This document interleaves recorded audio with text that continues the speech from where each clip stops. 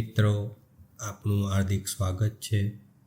હું ધ્રુવીલ પટેલ મારી civil spirit channel પર રિઝનિંગની એક સિરીઝ ચલાવી રહ્યો છું, જેમાં હું તમને સીસીમાં પહેલાં પૂછાઈ ગયેલા પ્રશ્નો કે ક્વેશ્ચન પેપરના પ્રશ્નો સોલ્વ કરાવી રહ્યો છું. એવી ને એવી હું મેથ્સની પણ સિરીઝ ચલાવી રહ્યો છું. તો વધુ સમય વેસ્ટ નથી કરતા. ગયા વિડીયોમાં આપણે રિઝનિંગમાં શિફ્ટ 1ના 20 તારીખના પેપર જોયા હતા.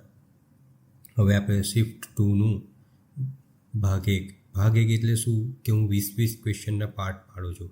એટલે આ ભાગમાં 20 ચલાવીશ, બીજા ભાગમાં બીજા 20 ચલાવીશ. તો આપણે વધુ સમય વેસ્ટ નથી કરતા અને હવે આપણે પ્રશ્ન તરફ જઈએ. હવે આ પ્રશ્ન એક આકૃતિ બેઝ પ્રશ્ન છે. હવે આમાં એક ફિગરમાં ધ્યાનથી તમે વાંચજો. આખી ફિગર બતાવેલી જ છે તમને. આ લોકોએ જે ફિગર બતાવી છે એમાં આપણે એક જ વસ્તુ વાંચવાનું છે કે એમાં જેવું સામ્યતા વસ્તુ કયા ફિગરમાં છે.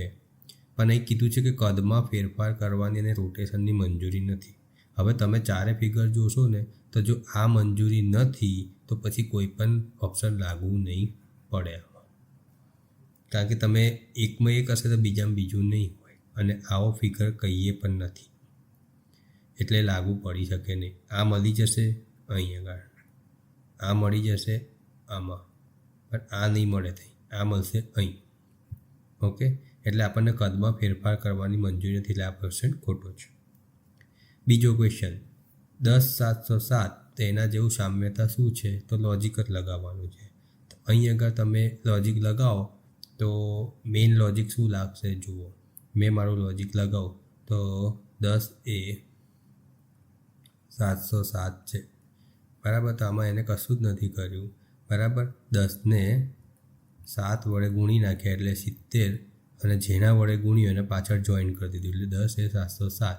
તેવું શેનમાં લાગશે તો 20 છે તો પાછળ 3 જોઈન કર્યું છે તો 20 × 3 કરીએ તો શું મળે? 60 મળે છે. તો પાછળ 3 જોઈન કરી દીધું એટલે 603. એટલે આ લાગુ પડે છે. બીજું લાગુ પડે છે? નહીં. આ લાગુ પડે છે? 28 × 3 નહીં. આ લાગુ પડે છે? નહીં. તો શું થાય? આ વસ્તુ આપણું સાચી છે, એટલે પહેલો જવાબ આપણો સાચો છે. ત્રીજો ક્વેશ્ચન અહીંયા શું છે? 37 અને 97. તો 37 અને 97 છે તો આમાં કયું લોજિક લાગશે તમારું એ તમે ચેક કરો.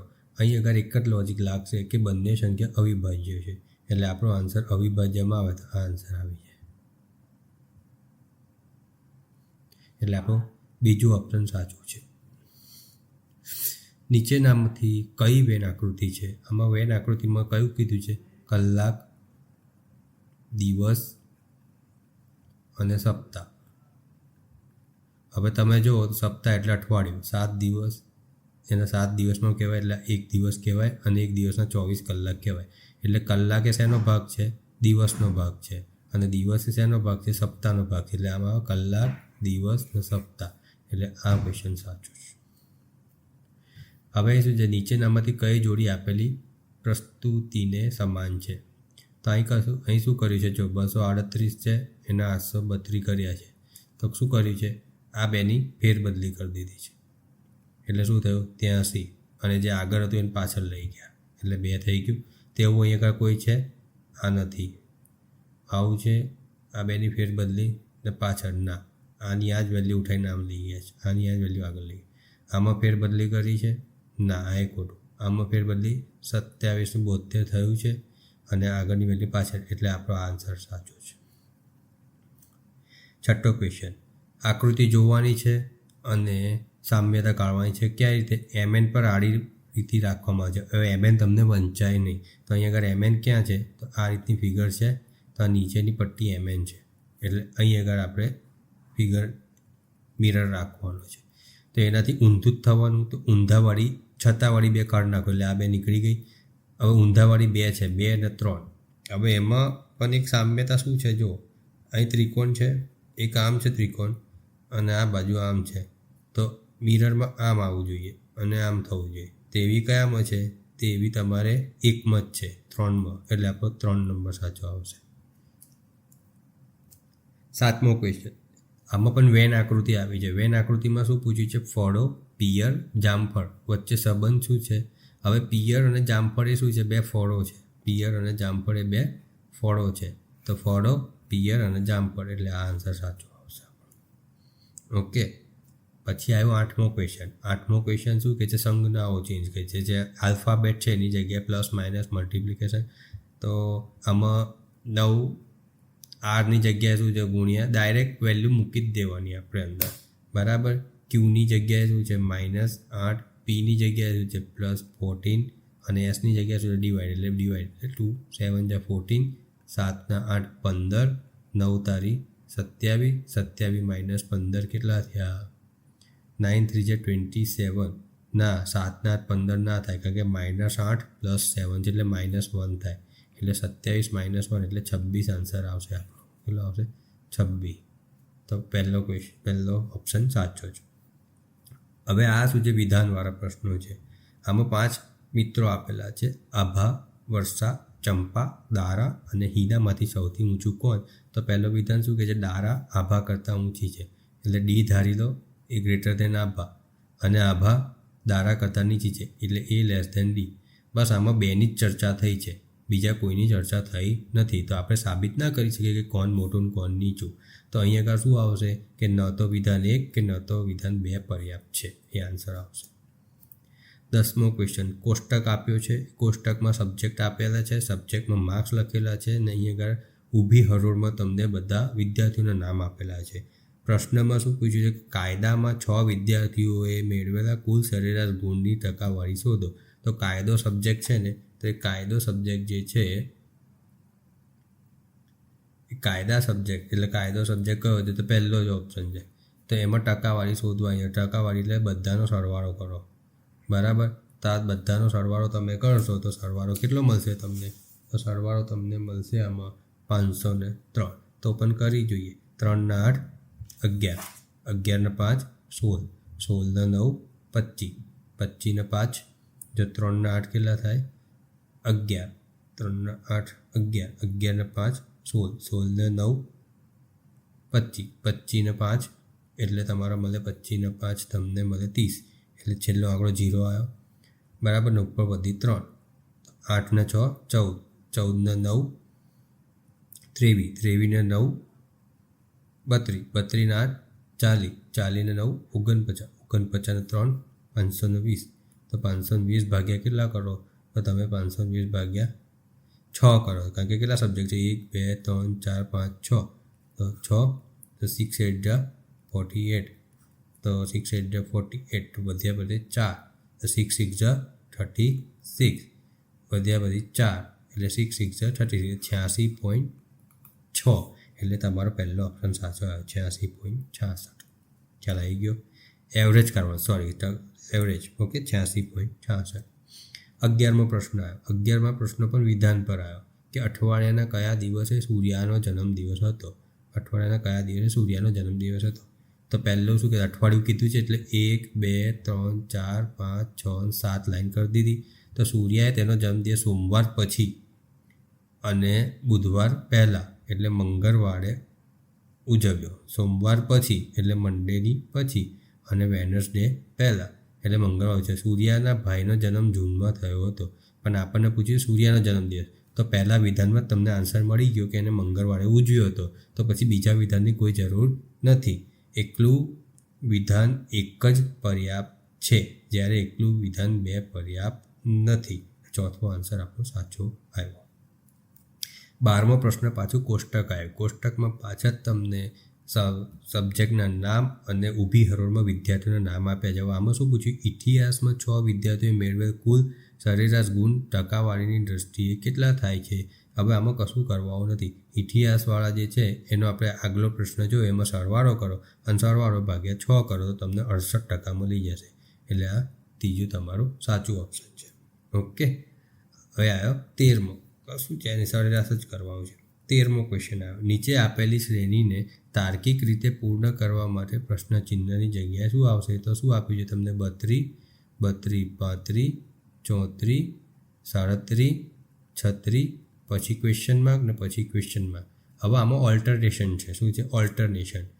તમે આ લોજિકમાં શું હોય? પહેલાં ગેપ શોધવાની, કાં તો વર્ગની ગેપ કાઢવાની. પહેલાં 2 વચ્ચે ગેપ કાઢો, તો અહીં આગળ 3નો ગેપ, અહીં આગળ 1નો ગેપ, અહીં આગળ 3નો ગેપ, અહીં આગળ 1નો ગેપ, તો અહીં આગળ 3નો ગેપ આવશે અને અહીં આગળ 1નો ગેપ આવશે, તો અહીં આગળ 39 આવશે અને અહીં આગળ 38 આવશે, એટલે -1 3 અને -1. તમે બીજી રીતે પણ જુઓ તો પણ લોજિક લાગશે. ઓલ્ટરેશનમાં 2 વધે છે, આ 2 વધે છે અને આ 2 વધે છે. એ જ રીતે આ પણ 2 વધે છે, આ પણ 2 વધે છે. તો ઓલ્ટરેશનમાં આ રીતે પણ લાગી શકાય અને સિક્વન્સમાં 3 -1 3 -1 પણ કરી શકો છો, તો પણ તમને આન્સર મળશે. એટલે આપણો આન્સર શું આવશે? અહીં આગળ 39 38. અહીં આગળ 38 39 મૂક્યું છે, પણ આપણો આન્સર આવશે 39 38. ફિગરમાંથી સામ્યતા શોધવાની છે કે કયો પોર્શન આમાં સેટ થાય એવો છે 4માંથી. જો ટપ્પા તો એક કેમ નથી, તો ટપ્પાવાળા 3 કાઢ લો તો એક બચ્યું એ જ લાગે ને, એટલે 3. બહુ વિચારવાનું નહીં, એ આખા એક ફિગરમાં ટપ્પો દેખાય છે નથી, તો પછી એક કેમાં બ્લેક ડોટ્સ નથી, તો આ ટપ્પા વગરનો ભાગ તમારો આવી ગયો આન્સરમાં. ઓકે, તો 4th ઓપ્શન તમારો સાચો છે 3.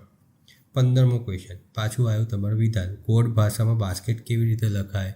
તો બાસ્કેટ ઇઝ સ્મોલ અને બાસ્કેટ વોઝ રફ. શું? Basket is small, basket was rough. હવે એમાં બાસ્કેટ સિવાય બીજો કોઈ સામ્યતા છે? તો બાસ્કેટ @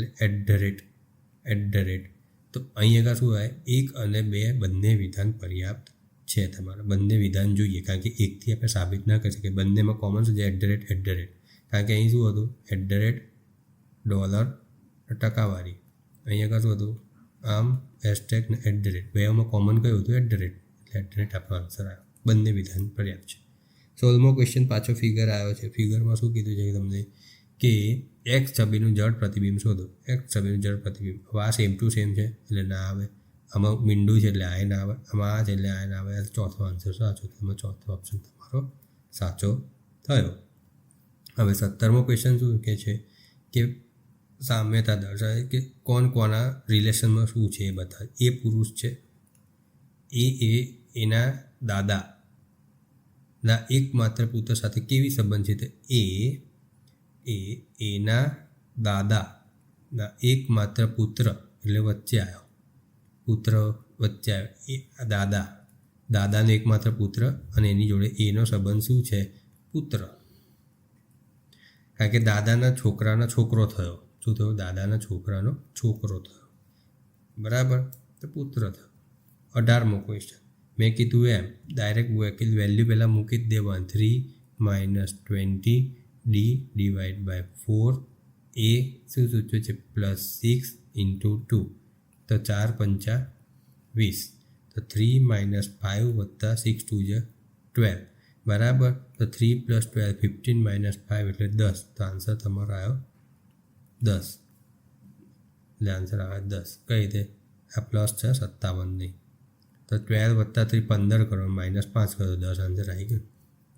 19 કોષ્ટક છે, બરાબર. આમાં સબ્જેક્ટ આપ્યા છે અને ઊભી હરોળમાં છોકરાઓના એ આપ્યા છે, બરાબર. તો ઉપરોક્ત આધારે ફરદીનને કયા વિષયમાં A+ મળ્યો? હવે A+ ગુણ પ્રાપ્ત કરવા માટે 90 કરતાં વધારે અને 100 કરતાં ઓછું હોવું જોઈએ. A+ ક્યારે મળે? કે 90 > 90 અને <100. તો ફરદીનનું શું થયું? તો ફરદીનને 90 + 95, એટલે તમારે આવ્યો શરીર વિજ્ઞાન આન્સર. બહુ ઇઝી ક્વેશ્ચન હતો. હવે આજનો છેલ્લો ક્વેશ્ચન આવ્યો પાર્ટ 1નો, શિફ્ટ 2નો. એમાં શું લખ્યું છે કે એક ફોટોગ્રાફ તરફ ઇશારો કરતા શિવમ. હવે એક ફોટોગ્રાફ છે, તેના તરફ ઇશારો કરતા શિવમ કહે છે કે તસવીરમાં દેખાતી મહિલા તેના પિતાની ફાધરની પત્નીની, એટલે એની વાઈફની એકમાત્ર પુત્રી છે. તો તસવીરમાં દેખાતી મહિલા શિવમ સાથે શું સંબંધિત છે? બેન. ઓકે, તો મિત્રો આજના તમને આ રિઝનિંગની સિરીઝના તમને ક્વેશ્ચનમાં સમજ પડી હોય. હવે આપણે નવા વિડીયોમાં બીજા 20 ક્વેશ્ચન લઈશું. ત્યાં સુધી બધાને ઓલ ધ બેસ્ટ.